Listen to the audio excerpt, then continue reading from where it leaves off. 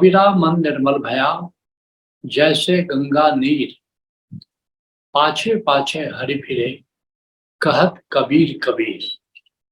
इसमें कबीर क्या कहना चाहते हैं? पहले उक्ति का अर्थ जानते हैं।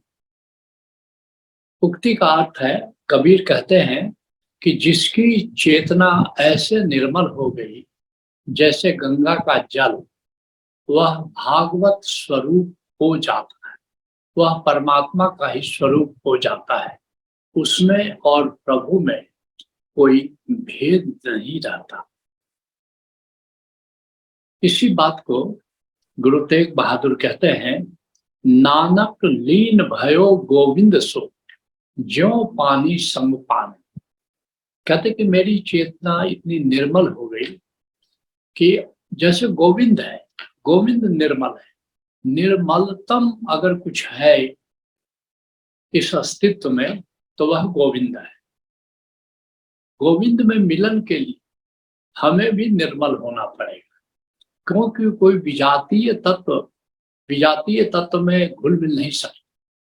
जैसे पानी में अगर घुलना हो तो पानी ही उसमें पूरी तरह घुल सकता है।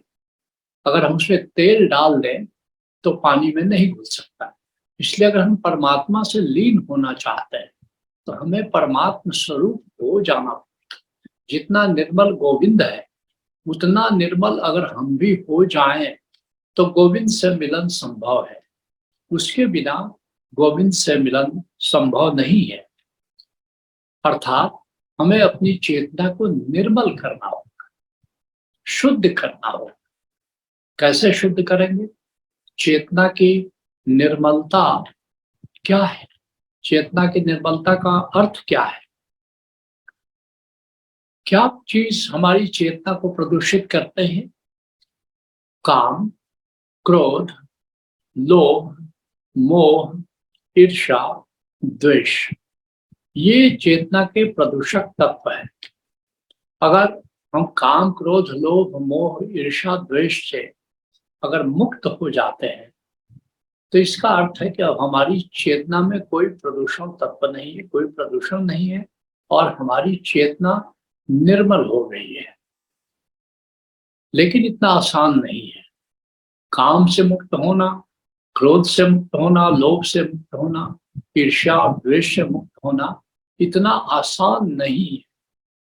इसलिए कबीर कहते हैं, तेरा जन एकाध है कोई।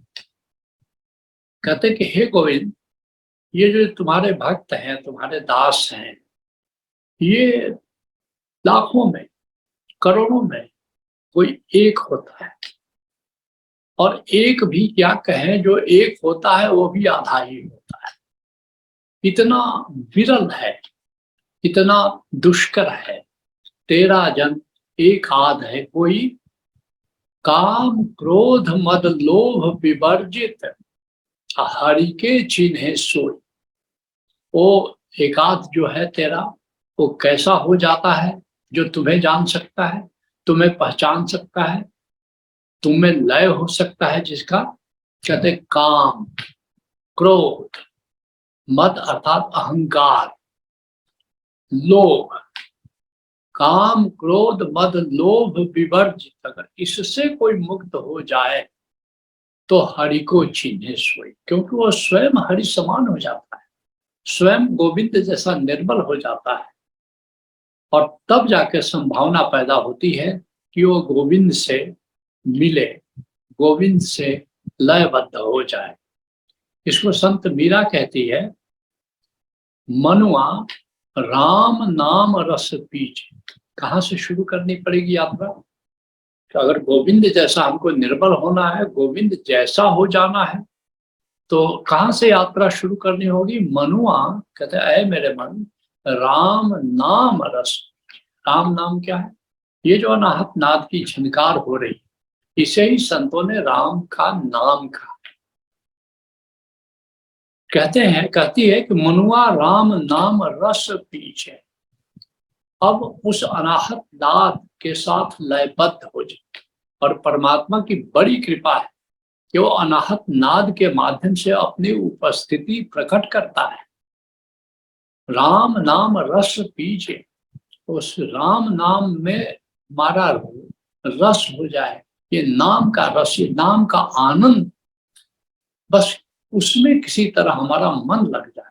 पहली बात तो बिना पूरा गुरु के नाद का ज्ञान प्राप्त करना मुश्किल है। फिर उस नाद से प्रेम होना, उस नाद में लय हो जाना, लयबद्ध हो जाना। ऋषि कहता है नहीं नाम समम लया, नाम के समान लय होने लायक कोई भी वस्तु नहीं है।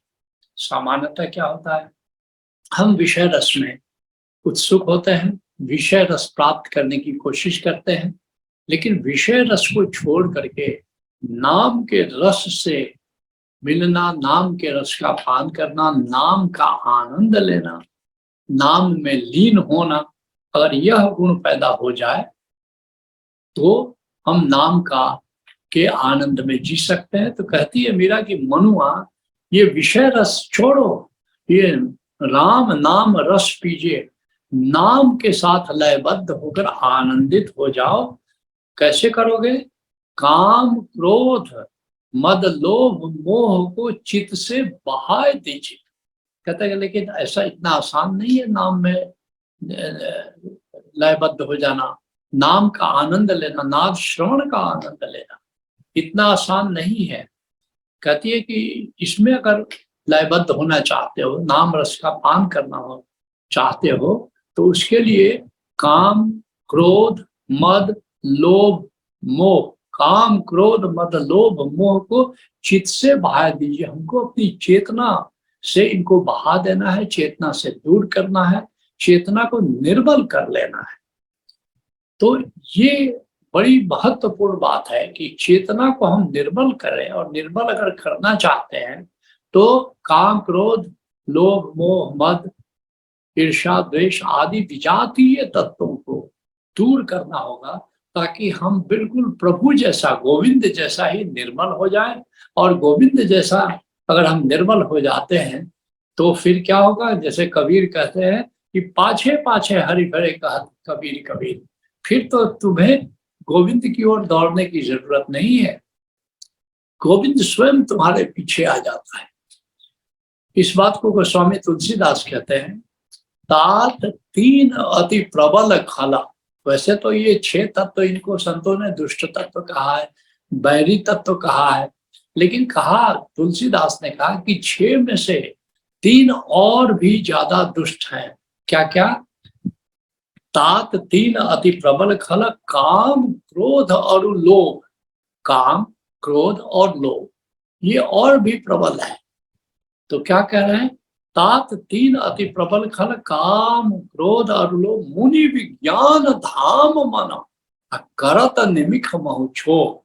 कहते जो चेतना है मुनियों की, ऋषियों की, अब उसकी चेतना की ऊंचाई का क्या वर्णन किया जाए, लेकिन उनके मन को भी ये क्षोभ कर देता। तुम्हें पता है दुर्वासा ऋषि हिमालय जाते थे, तपस्या करते थे, संसार में आते थे, भिक्षांदेही किसी के दरवाजे पर खड़े हैं और वो ध्यान नहीं दे रही है शकुंतला, और उसको श्राप दे देते हैं, जिसकी याद में तुम मुझे भुला रही है, मुझे इनकार कर रही है, मेरी उपेक्षा कर रही है, जा वही तुमको भूल जाएगा। और फिर चले हिमालय, सारी तपस्या खंडित हो गई, चले हिमालय। तो अब सोचो दुर्वासा जैसे ऋषि का ये हाल है। महर्षि नारद स्वयं विष्णु भगवान पर कुपित हो जाते हैं। एक माया रच दी है विष्णु ने, एक कन्या की रचना कर दी, या स्वयं ही कन्या का रूप धारण कर लिया, क्योंकि नारद को बड़ा घमंड हो गया था, मैंने काम को जीत लिया है। और फिर सुंदर कन्या को देख करके वो विष्णु से कहते हैं कि मेरी शादी इसी से करा दो। और फिर नहीं उनकी कामना पूरी होती है तो विष्णु पर को श्राप दे देते हैं कि जैसे मैं नारी के लिए विकल हूं, ऐसे तू भी एक अवतार में नारी के लिए विकल होकर के नारी को खोजते फिरोगे। रामावतार में सीता का वनगमन हुआ, तुम कहानी पूरी जानते हो। तो इस तरह से ये काम क्रोध और लोभ खास करके इन 6 में भी ये तीनों तो चेतना को तुरंत चेतना में क्षोभ पैदा कर देते हैं। तो निर्मल चेतना क्या है? ये निर्मल चेतना ही आत्मा है। क्योंकि आत्मा में प्रदूषण नहीं हो सकता, चेतना में प्रदूषण हो सकता है। जैसे आकाश है, जैसे गगन है, गगन प्रदूषित नहीं होता है। धुआं उठे कितना भी, उससे गगन गंदा होता है। अष्टावक्र, गीता में अष्टावक्र कहते हैं कि धुआं उठे कितना भी, उससे गगन न गंदा होता। बल्कि जनक से कहलवाया है महर्षि व्यास ने कि धुआं उठे कितना भी, उससे गगन न गंदा होता। कितना भी धुआं उठे, गगन नहीं गंदा होता, वायुमंडल गंदा होता है। वायु प्रदूषित हो सकती है, लेकिन गगन स्वयं परमात्मा है, वह गंदा नहीं होता। ठीक उसी तरह से ये आत्मा हमारी प्रदूषित नहीं होती, लेकिन आत्मा से जो निकलती है चेतना, ये चेतना के प्रदूषित होने की संभावना पूरी है और होती भी है। इसलिए दत्तात्रेय कहते हैं कि निर्मल मन ही तो आत्मा है। अगर मन निर्मल हो जाए तो फिर जो बच जाती है वो तो आत्मा ही है। तो इसलिए अगर हम सचमुच मन को निर्मल कर लेते हैं, काम क्रोध लोभ मोह मद से अगर मुक्त कर लेते हैं, तो हाँ, कहाँ हम पहुंच जाते हैं? हम अपने चैतन्य आत्मा के तल पर पहुंच जाते हैं। फिर आत्मा तो विजातीय नहीं है, परमात्मा का अंश है। फिर तो आत्मा के तल पर जाकर के हम गोविंद से सहज ही मिल सकते हैं, क्योंकि चेतना अगर मुक्त हो जाए तो करीब करीब आत्मा ही है। इसलिए दत्तात्रेय कहते हैं कि निर्मल मन ही तो आत्मा है। तो अगर निर्मल मन का सीधा साधा अर्थ समझना चाहें तो कह सकते हैं अहंकार से मुक्त जो चेतना है वही आत्मा है, वही निर्मल चेतना है। अहंकार क्या है? मेरे अनुसार दूसरे लोग चले, यही अहंकार है। अर्थात अहंकार का क्या अर्थ हुआ? जो दूसरे मेरी इज्जत करें, दूसरे मेरी प्रतिष्ठा करें, दूसरे मेरी बात माने, ये अहंकार। मैं महत्वपूर्ण है, लोग मुझे महत्व दें, यही अहंकार है। अगर इस अहंकार को हम ड्रॉप कर दें तो इसका मतलब ये है कि हमारी चेतना निर्मल हो गई। या इसको ऐसा भी कह सकते हैं कि कामना से मुक्त चेतना निर्मल चेतना है।